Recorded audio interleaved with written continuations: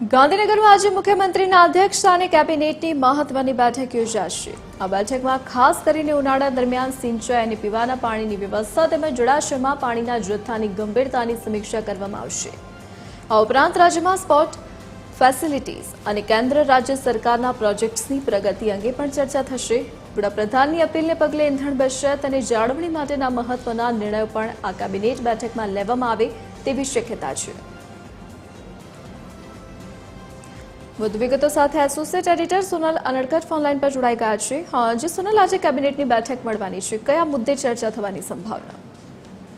જી, આજે મહત્વનું છે કે કેબિનેટની બેઠક મુખ્યમંત્રીના અધ્યક્ષસ્થાને મળવા જઈ રહી છે, જેમાં મુખ્યત્વે ઉનાળામાં સિંચાઈ અને પીવાના પાણીના જથ્થાની ખાસ તો ચર્ચા કરવામાં આવશે, કેમ કે આકરો તાપ પડી રહ્યો છે, વરસાદ પાછો ફેલાઈ રહ્યો છે અને પરિણામે પીવાના પાણીની જે સમસ્યા છે તે વકરી શકે છે ગુજરાતમાં, જેના પગલે જળાશયોમાં કેટલો જથ્થો છે અને તેના આધારે કેટલું સિંચાઈ માટે પાણી આપવું અને કેટલું પીવાના પાણી માટે પીવા માટે આપવું તેનો નિર્ણય આજની બેઠકમાં થઈ શકે છે। સાથે સાથે જ રાજ્યભરમાં જે સ્પોર્ટ્સ ફેસિલિટીઝ કયા પ્રકારની છે જિલ્લાઓમાં તેની પણ સમીક્ષા કરવામાં આવશે, કેમ કે કોમનવેલ્થ ગેમ્સની યજમાની હવે જ્યારે ગુજરાતને મળી છે ત્યારે આગામી દિવસોમાં રમતગમત ક્ષેત્રે બાળકોને તૈયાર કરવાની દિશામાં ગુજરાત સરકાર આગળ વધી રહી છે અને તે હેતુસર સ્પોર્ટ્સ પ્રત્યેક જિલ્લામાં રમતગમતનું આયોજન કરવા માટે કયા પ્રકારનું ઇન્ફ્રાસ્ટ્રક્ચર છે તેની સમીક્ષા કરવામાં આવશે। સાથે સાથે રાજ્ય અને કેન્દ્ર સરકારના મહત્વના પ્રોજેક્ટની પણ સમીક્ષા કરવામાં આવશે અને સૌથી મહત્વનું છે કે વડાપ્રધાન નરેન્દ્ર મોદીએ જ્યારે પેટ્રોલ ડીઝલના બચાવની અપીલ કરી છે